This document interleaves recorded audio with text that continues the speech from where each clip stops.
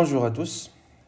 Je vais corriger maintenant un exercice qui entre dans le cadre du chapitre 6 de l'enseignement scientifique, les atouts de l'électricité, où on trouve aussi ce chapitre dans d'autres livres sous le nom de obtenir de l'énergie électrique sans combustion. Donc pour cela, dans cet exercice, on va étudier une chaîne énergétique complète en partant de l'eau donc du barrage pour aller jusqu'à l'appareil électrique qui est ici le smartphone qui fonctionne bien sûr avec une batterie. Et on va donc calculer le rendement global de ce système. On connaît bien aussi que dans chaque conversion énergétique, on a des pertes plus ou moins importantes et bien sûr les rendements de ces dispositifs vont avoir des valeurs inférieures à 1. Donc avant de commencer à répondre aux questions de cet exercice, je vais donc présenter les documents de cet exercice. Je commence par le document 1, batterie d'un smartphone. Donc ici on a donc l'étiquette qui accompagne bien sûr cette batterie, où on a des informations sur les valeurs nominales, que ce soit de la tension ou de la capacité de cette batterie. Donc on a d'autres informations dans le texte de ce document qui sont ici donc la densité énergétique, où bien sûr c'est la répartition de l'énergie par unité de masse pour pouvoir comparer donc cette batterie avec d'autres sources d'énergie comme par exemple l'hydrogène ou l'essence. Donc cette valeur va nous donner plus exactement l'autonomie de la batterie par rapport à d'autres sources d'énergie utilisées. On a aussi une information sur la durée de vie de la batterie. Ici, c'est en cycle, 200 à 300 cycles de fonctionnement. Et en dernier lieu, on a la valeur du rendement de cette batterie qui est égale à 90%. Dans le document 2, on a ici des informations sur le barrage hydroélectrique. Et bien sûr, ici, le plus important, c'est de comprendre les valeurs données dans ce document. Bien sûr, on doit connaître que dans un barrage, on est en train de stocker donc, de l'eau sous forme de l'énergie potentielle de position, donc de pesanteur, pour produire de l'électricité. Donc ça, c'est l'objectif principal d'un barrage hydroélectrique. L'énergie potentielle de pesanteur de l'eau qui entre dans le barrage a donc une valeur qui est égale à 3600 mégajoules. L'énergie transférée au réseau électrique est égale à 2080 mégajoules. L'énergie potentielle de pesanteur de l'eau quittant le barrage, bien sûr après avoir passé à travers la turbine pour la faire tourner et tourner bien sûr l'alternateur pour produire de l'énergie électrique. Donc cette énergie potentielle de pesanteur de sortie pour aller jusqu'au bassin inférieur, donc ici de ce barrage, est égale à 1270 mégajoules. L'énergie cinétique de l'eau quittant bien sûr le barrage est égale à 60 mégajoules, donc en quittant le barrage, c'est-à-dire en allant vers le bassin inférieur à une certaine vitesse. Donc il s'agit ici d'une énergie cinétique. Donc pour résumer ce document dans cette figure, je peux dire que l'énergie potentielle qui est ici, emmagasinée avec l'eau dans le bassin supérieur, donc ça c'est l'énergie potentielle de pesanteur stockée dans l'eau. Par la suite, on a l'énergie transférée au réseau électrique, donc cette énergie qui va être transférée au réseau électrique et bien sûr pour être consommée par les machines ou les usines ou les maisons.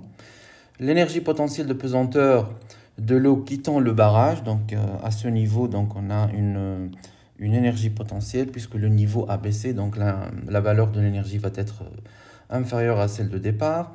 Et bien sûr l'énergie cinétique suite à la descente donc, de l'eau jusqu'au bassin inférieur qui va nous donner une énergie qui est égale à 60 mégajoules. Je passe maintenant au document numéro 3, donc, qui va nous donner une information sur le transport de l'énergie. Donc il faudra bien sûr parler des câbles électriques Et puisqu'on a un transport, donc on aura bien sûr le même problème qui est ici, bien sûr, la perte en énergie sous forme d'effet Joule. Donc ici, les câbles vont dégager de la chaleur et on aura une perte au niveau de cette énergie. Et par la suite, on aura bien sûr un rendement inférieur à 1. Donc ici, dans le cadre de ce transport d'énergie, il nous donne une valeur. Donc on doit bien sûr la considérer pour les questions, c'est 6% de perte.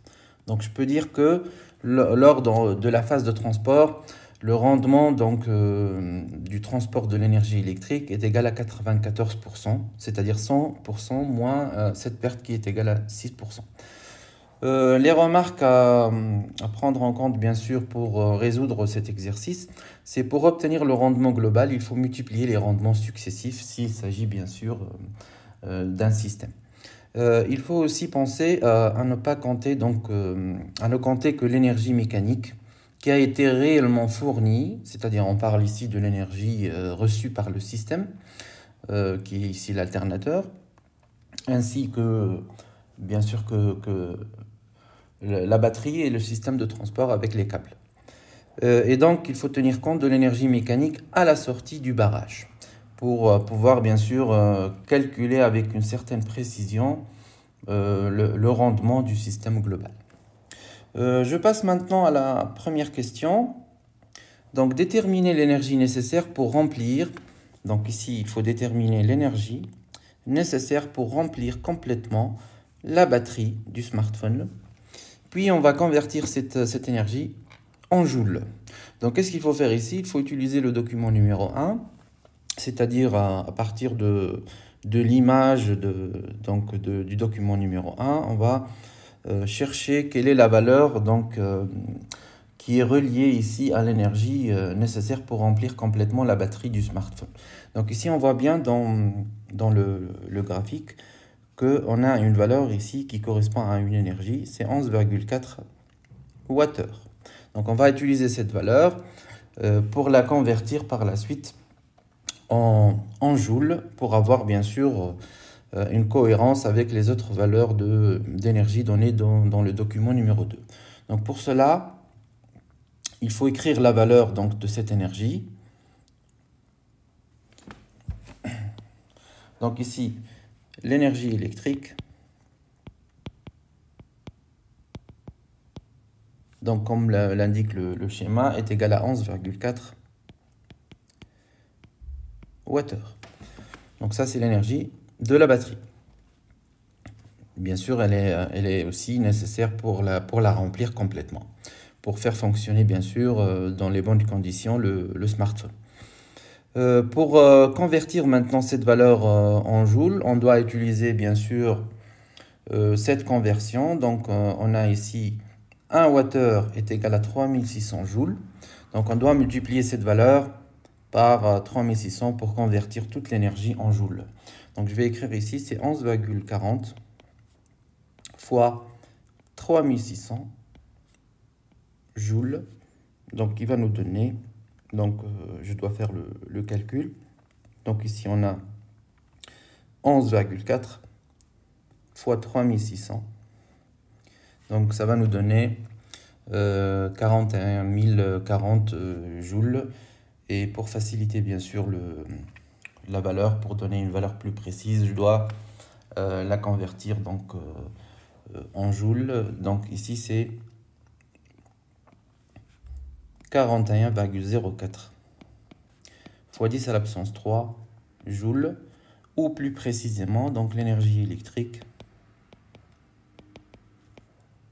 est égale à 41,04 kilojoules. Donc ça, c'est la valeur de l'énergie électrique nécessaire pour remplir complètement la batterie du smartphone. Je passe maintenant à la deuxième question. Réaliser la chaîne énergétique décrivant le parcours de l'énergie du barrage jusqu'à la batterie, bien sûr, du smartphone. Donc ici, on doit réaliser la chaîne énergétique qui représente un schéma où on a, dans notre cas ici de l'exercice, à la fois une conversion d'énergie avec l'alternateur un transport de l'énergie électrique à travers les réseaux électriques. Et on doit mentionner bien sûr la phase de charge de la batterie avec l'énergie électrique qui parvient ici du réseau électrique. Donc ici, de l'énergie du barrage jusqu'à la batterie. Donc pour cela, je vais dessiner donc tout d'abord le réservoir d'énergie qui est ici, qui représente ici l'eau qui est stockée. Donc ici on a une énergie stockée qui représente l'énergie potentielle de pesanteur. Donc on va exploiter donc cette énergie pour que l'alternateur puisse convertir donc une énergie en une autre forme d'énergie. Donc ici, il s'agit de l'énergie mécanique qui va être...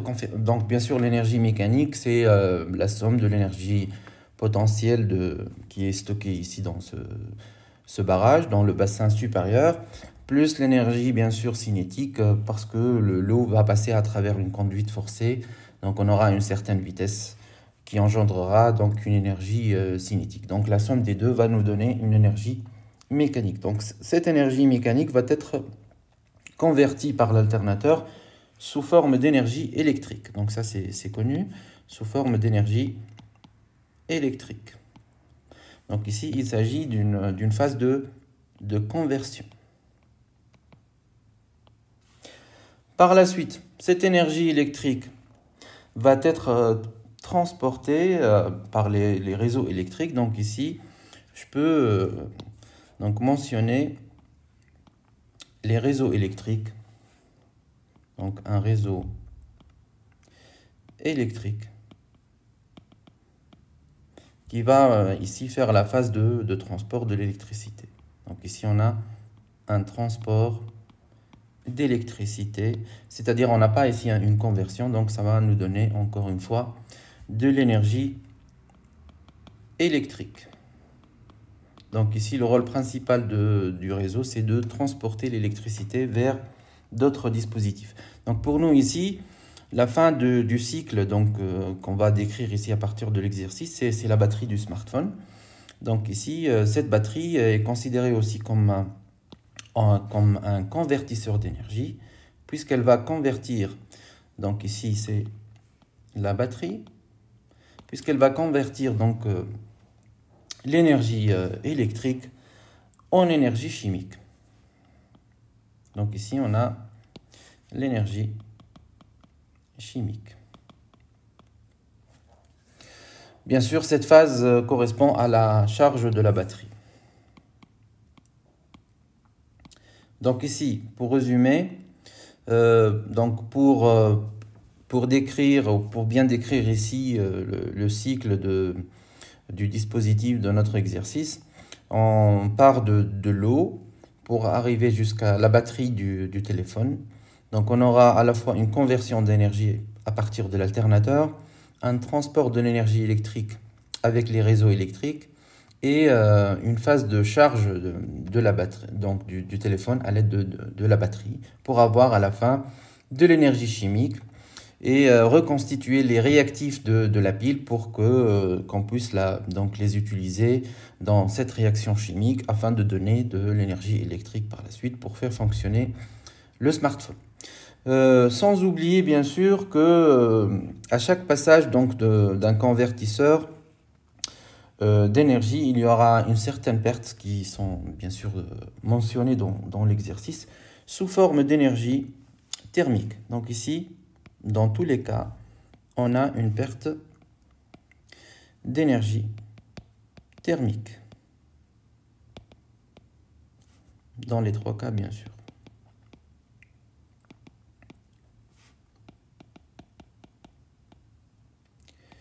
Sans oublier bien sûr la valeur qui est donnée dans le document 3, pardon.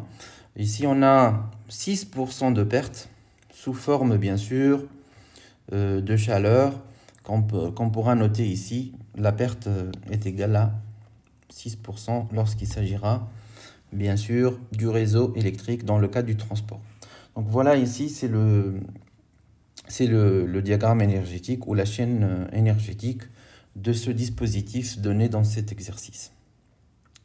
Maintenant, on passe à la troisième question. Identifier l'origine des pertes énergétiques lors de la production de l'électricité dans la centrale. Donc ici, il s'agit bien sûr de parler de ces pertes d'énergie dans notre dispositif.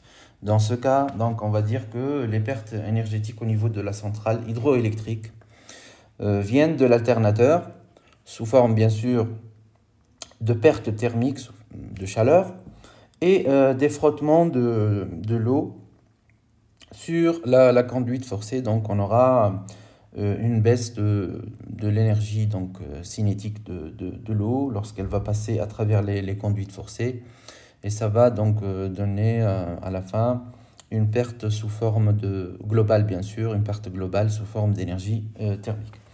Donc ici, les pertes énergétiques. Donc au niveau de la centrale,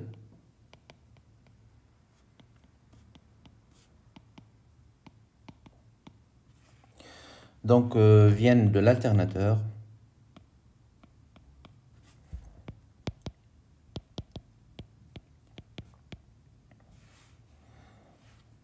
Donc on a ici des pertes thermiques.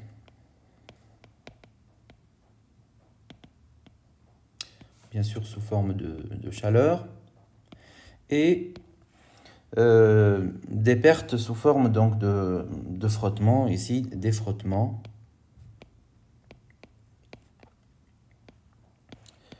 De l'eau qui va passer bien sûr à travers les conduites forcées.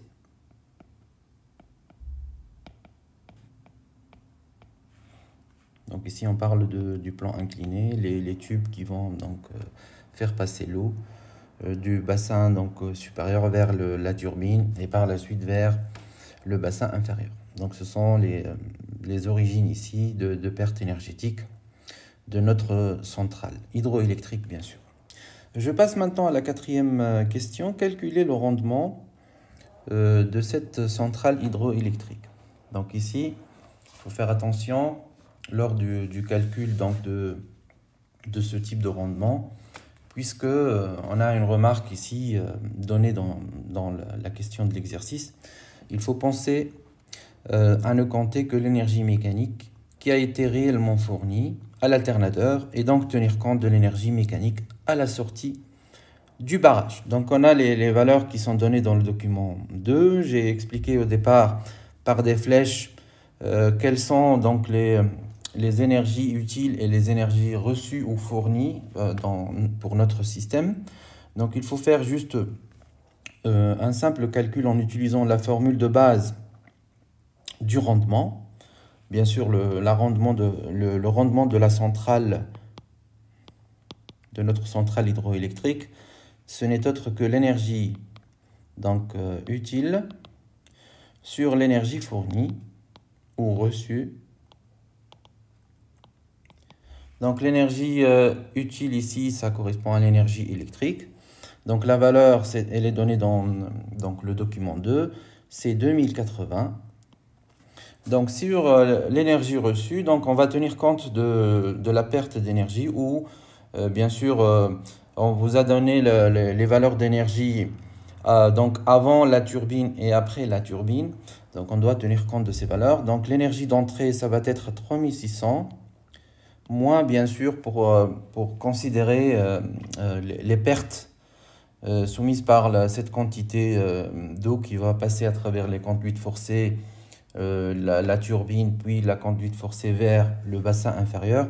Donc on va soustraire les valeurs 1270 et les 60 mégajoules qui représentent l'énergie cinétique de l'eau en quittant bien sûr la turbine vers le bassin inférieur. Donc ça va nous donner, je dois calculer ce rapport. Donc on aura 2080 sur donc 3600 moins 1270 moins 60. Donc ça va nous donner une valeur à peu près égale à 0,92. Si j'arrondis à deux chiffres après la virgule, bien sûr. Donc ici, c'est 0,92, donc soit 92%. Donc 92% ici, ça représente le rendement de la centrale hydroélectrique. Donc bien sûr, si on va calculer le rendement de cette centrale, c'est-à-dire la première partie de cette chaîne énergétique, donc on a ici déterminé le rendement qui est égal à 92%. Et comme je l'ai dit auparavant, pour calculer le rendement global, on doit connaître bien sûr les rendements dans la phase de transport et le rendement de la batterie dans la phase de charge. Donc comme je l'ai dit auparavant, puisqu'on a une perte de 6% dans la phase de transport avec le réseau électrique, donc le rendement de cette phase de transport est égal à normalement 100 moins 6%, ça va donner 94%. Pour la batterie, la valeur elle est donnée déjà dans le document numéro 1. Le rendement de la batterie, c'est environ 90%. Donc ici, je peux écrire la valeur ici du rendement qui est égale à 90%. Donc ici, on a le rendement de la batterie, le rendement dans la phase de transport et le rendement de l'alternateur. Donc maintenant, si je passe à la question suivante, calculer le rendement global du système. Donc ici, le rendement global du système. Bien sûr, le système ici, c'est à partir donc de la phase de stockage de l'énergie potentielle de l'eau jusqu'à la batterie. Donc notre système est composé de 3 étapes différentes. Donc la conversion, le transport et la charge de la batterie. Donc pour cela, si on regarde la remarque aussi, pour obtenir un rendement global, il faut multiplier les rendements successifs. Donc puisque je viens de l'écrire sur la réponse à la question 2, donc on a 3 rendements successifs. Et pour calculer le rendement global de tout ce système, il faudra multiplier les 3 rendements à disposition pour avoir la valeur totale du rendement global. Donc ici, le rendement global est égal au rendement de la centrale fois le rendement de transport de l'énergie électrique, bien sûr, fois le rendement de la batterie. Et si je fais l'application numérique, ça va me donner, donc 92%, ça veut dire 0,92, fois 94%, c'est 0,94, fois 90%, c'est le rendement de la batterie, c'est-à-dire 0,90. Donc on aura ici, en faisant le calcul bien sûr, donc 0,92 fois 0,94 fois 0,90. Donc ça va donner à peu près donc une valeur qui est égale à 0,78. Donc ici, ça va donner un rendement global qui est égal à 0,78, soit bien sûr une valeur en pourcent qui est égale à 78%. Donc ici on voit bien que cette valeur est très loin de la valeur de 100%, donc suite à des pertes pour chaque type de système. C'est-à-dire il y a des pertes dans la centrale, des pertes d'énergie dans le transport et des pertes d'énergie dans la batterie, ce qui va nous donner un rendement global très inférieur à la valeur de 100%. La dernière question, c'est calculer l'énergie prélevée, donc l'énergie prélevée dans l'eau du barrage, bien sûr, pour recharger la batterie. Donc, pour recharger la batterie, suite à ce schéma énergétique, on aura besoin de l'énergie électrique pour recharger, bien sûr, la batterie et pour qu'elle nous donne de l'énergie chimique qui sera stockée à l'intérieur de la batterie. Et lors de l'utilisation du téléphone ou du smartphone, on va utiliser cette énergie chimique pour la convertir en énergie électrique pour faire fonctionner le smartphone. Donc ici, on connaît déjà que donc le rendement de la batterie, ici, va être égal, avec la formule de base de n'importe quel type de rendement, c'est l'énergie utile sur l'énergie reçue. Donc ici, cette énergie reçue, elle va être reçue, bien sûr, ou prélevée à partir de l'eau du barrage, à partir, bien sûr, de l'énergie fournie du barrage. Donc, c'est pour cela qu'on va calculer cette énergie reçue afin de trouver, bien sûr, quelle est cette partie d'énergie à partir de l'eau de barrage qui va être utilisée pour recharger la batterie du smartphone. Donc, pour cela, on va rechercher la valeur de l'énergie reçue par cette batterie à partir de l'eau du barrage. Donc, qui va être égale à l'énergie utile sur le rendement de la batterie. Donc, si je fais maintenant l'application numérique, donc l'énergie reçue qui va être prélevée de l'eau du barrage est égale à la valeur de l'énergie utile qu'on a calculée à partir de la question. Donc, numéro 1, c'est 41,04 kJ sur le rendement de la batterie, ou bien sûr, ici, ce n'est pas exactement le rendement de la batterie qu'on va utiliser, c'est bien sûr le rendement de tout le système qui va travailler ensemble afin que l'énergie électrique arrive jusqu'à la batterie. C'est la valeur de 78%, c'est-à-dire 0,78. Donc, qui est égal à, bien sûr ici, 41,04 sur 0,78. Donc, qui est égal à 52,6. Si j'arrondis cette valeur à l'unité, ça va me donner 53 kJ.